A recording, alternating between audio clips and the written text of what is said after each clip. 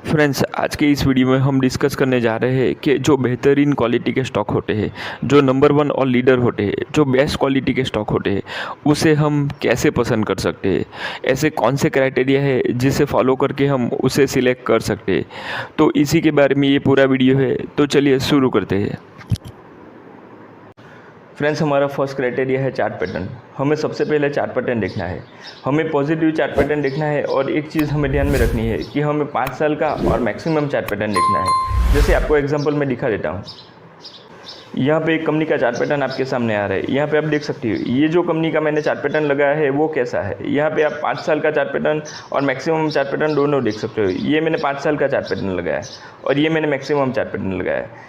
तो यहाँ पे आप देख सकते हो कि 93% कंपनी नेगेटिव रिटर्न दिखा रही है। मीन्स कि जिस भी इन्वेस्टर ने इस कंपनी में पैसे लगाए हैं उन्होंने लॉस ही किया है, वो चाहे किस भी जगह पे लगाए होंगे। यहाँ पे आप देख सकते हो सब ने लॉस किया है। और ऐसी कंपनियां हमें नहीं सिलेक्ट करनी है फ्रेंड्स। ऐसी चार्ट पैटर्न वाली कंपनियों से हमें दूर रहना है। तो हमें कैसी कंपनियां सिलेक्ट करनी है, हमें ऐसी कंपनियां सिलेक्ट करनी है। यहाँ पे आप देख सकते हो चार्ट पैटर्न, काफ़ी अच्छा चार्ट पैटर्न यहाँ पे पॉजिटिव ट्रेंड में हमें देखने को मिल रहा है। यहाँ पे जिस भी इन्वेस्टर ने जिस जगह भी पैसे लगाए होंगे सब ने पैसे कमाए हैं फ्रेंड्स। और कंपनी का बिजनेस इतना अच्छा है, इतना स्ट्रांग है कि फ्यूचर में भी ये ऊपर ही जाने की पूरी प्रोबेबिलिटी है। तो ऐसी कंपनियां हमें सिलेक्ट करनी है। यहाँ पे आप 5 साल का भी रिटर्न देख सकते हो, काफ़ी अच्छा रिटर्न और बेहतरीन रिटर्न देखने को मिल रहा है। तो आई होप कि मेरी ये बात है वो आपको समझ में आई होगी। अब चलते हैं दूसरे क्राइटेरिया की ओर। फ्रेंड्स, सेकंड क्राइटेरिया की हम बात करें तो यहाँ पे आप देख सकते हो promoter should have 50% stake in company. तो मैं क्या कहना चाहता हूँ कि जो कंपनी के मालिक है उनकी 50% या उससे ऊपर होल्डिंग हो तो अच्छा माना जाता है। ऐसा बिल्कुल कंपलसरी नहीं है। बहुत सारी कंपनियां हैं जिसमें प्रोमोटर की होल्डिंग 50% से कम होती है। कुछ ऐसी भी कंपनियां हैं जिसमें प्रोमोटर की होल्डिंग 0% है, फिर भी वो काफ़ी अच्छा परफॉर्मेंस दे रही है। तो ऐसा कंपलसरी बिल्कुल नहीं है। यहाँ पे मैंने लिखा भी हुआ है कि it is not mandatory but if then good. तो ये क्राइटेरिया हमें सिर्फ देखना है, अगर होगा तो अच्छा इसीलिए माना जाएगा क्योंकि जिन कंपनियों में प्रोमोटर की होल्डिंग 50% से ज़्यादा होती है उसमें सबसे ज़्यादा फ़ायदा भी उन्हीं को होता है और सबसे ज़्यादा लॉस भी उन्हीं को होता है। तो उनका कंपनी में प्रभाव बना रहता है, वो कंपनी में ज़्यादा फोकस करते हैं, ऐसा साइकोलॉजिकली माना जाता है।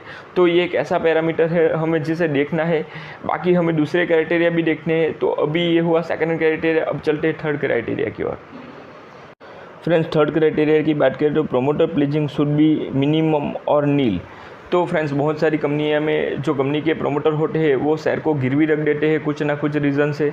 तो वो कुछ कंपनियों में बहुत ज़्यादा हो जाता है तो वो कंपनी के लिए बिल्कुल ठीक नहीं होता, कंपनी के बिज़नेस के लिए बिल्कुल ठीक नहीं होता। तो हमें ऐसी कंपनी में इन्वेस्ट करना चाहिए जिसमें ये मिनिमम हो या नील हो। नील हो तो फ्रेंड्स सबसे अच्छा माना जाएगा, उससे बेहतर कुछ है भी नहीं। क्योंकि प्रोमोटर जो अपने शेयर को गिरवी रखते हैं वो बिल्कुल अच्छा नहीं है कंपनी के लिए। लेकिन वो कम हो, कई बार वो कुछ जेन्युइन रीज़न से गिरवी रखते हैं बिज़नेस को एक्सपांड करने में या दूसरे कुछ रीज़न से, तो वो ठीक है। लेकिन वो मिनिमम होना चाहिए, वो बहुत ज़्यादा नहीं होना चाहिए। तो ये हुआ थर्ड क्राइटेरिया। अब चलते हैं फोर्थ क्राइटेरिया की ओर। फ्रेंड्स, फोर्थ क्राइटेरिया की हम बात करें तो डेप्थ शुड बी मिनिमम और नील। तो मैं क्या कहना चाहता हूँ कि हम जिस कंपनी में इन्वेस्ट करने जा रहे हैं उस कंपनी में हमें कर्जा देखना चाहिए कि उस कंपनी के पास कितना कर्जा है। हमें लॉन्ग टर्म और शॉर्ट टर्म बोरोइंग दोनों देखने चाहिए। कर्जा बहुत ज़्यादा नहीं होना चाहिए। डेप्ट टू इक्विटी रेशियो 1 के नीचे हो तो काफ़ी अच्छा माना जाता है। कई बार कंपनी में बहुत ज़्यादा कर्जा हो जाता है जो कंपनी के प्रॉफिट पे इफेक्ट करता है, कंपनी के बिजनेस पे इफेक्ट करता है।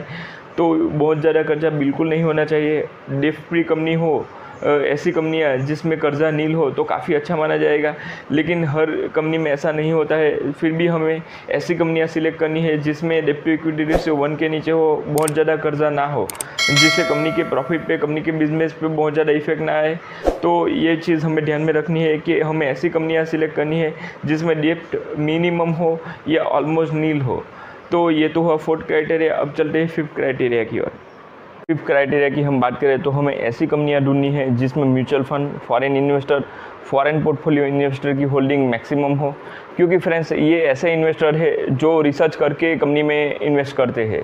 ऐसा हर बार हो ऐसा बिल्कुल ज़रूर नहीं है। बहुत सारी कंपनियां हैं जिनमें इनकी होल्डिंग बहुत अच्छी थी फिर भी वो डूबी है, लेकिन ये भी एक क्राइटेरिया है फ्रेंड्स जिसे हमें ध्यान में रखना है, क्योंकि ये काफ़ी रिसर्च करके कंपनी में इन्वेस्ट करते हैं, तो इनकी होल्डिंग भी हमें देखनी है। तो ये तो हुआ 5th नंबर का क्राइटेरिया फ्रेंड्स। अब चलते हैं 6 नंबर के और आखिरी क्राइटेरिया की ओर। फ्रेंड्स 6 नंबर के क्राइटेरिया की हम बात करें तो यहाँ पे आप देख सकते हो company and management both should be good. बहुत सारे रिटेल इन्वेस्टर है फ्रेंड्स जो इस क्राइटेरिया पे बिल्कुल फोकस नहीं करते। वो सारी चीज़ देखते हैं यूएस मार्केट में क्या चल रहा है, डाउ जोन्स में क्या चल रहा है, यूरोप में क्या चल रहा है, लेकिन इस चीज़ को ध्यान नहीं रखते। उन लोगों को ये भी नहीं पता होता कि जिन स्टॉक में उन्होंने इन्वेस्ट किया है उसका मैनेजमेंट कौन सा है, उसके मैनेजमेंट में कौन कौन है, कंपनी कैसी है। तो ये जो क्राइटेरिया है ये सबसे इम्पोर्टेंट क्राइटेरिया है। ये चीज़ हमें भूलनी नहीं है कि कंपनी जो है वो नीट एंड क्लीन होनी चाहिए, कंपनी में काम करने वाले जो एम्प्लॉयज़ है वो हैप्पी होने चाहिए, कंपनी का मैनेजमेंट बेस्ट मैनेजमेंट होना चाहिए, क्योंकि वही आखिर में कंपनी को चलाएगा फ्रेंड्स। तो हमें कंपनी के बारे में रिसर्च करना है, मैनेजमेंट को देखना है और बाद में कंपनी में इन्वेस्ट करना है। तो ये तो हुआ 6 नंबर का क्राइटेरिया फ्रेंड्स। तो फ्रेंड्स वीडियो में डिस्कस किए हुए 6 क्राइटेरिया आई होप आपको बेस्ट क्वालिटी स्टॉक को सिलेक्ट करने में हेल्पफुल रहेंगे और आप अच्छी क्वालिटी के स्टॉक को सिलेक्ट कर पाएंगे। तो ऐसे अच्छे अच्छे वीडियो मैं आपके लिए लाता रहूँगा। वीडियो पसंद आया हो तो वीडियो को लाइक कीजिए, चैनल को सब्सक्राइब कीजिए। अभी के लिए इतना ही, बाकी मिलते हैं अगली वीडियो में। Thank you all, thank you so much.